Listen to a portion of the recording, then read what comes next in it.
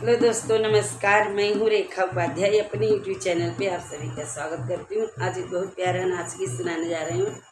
आप सबको अच्छा लगे तो कमेंट में जरूर बताना।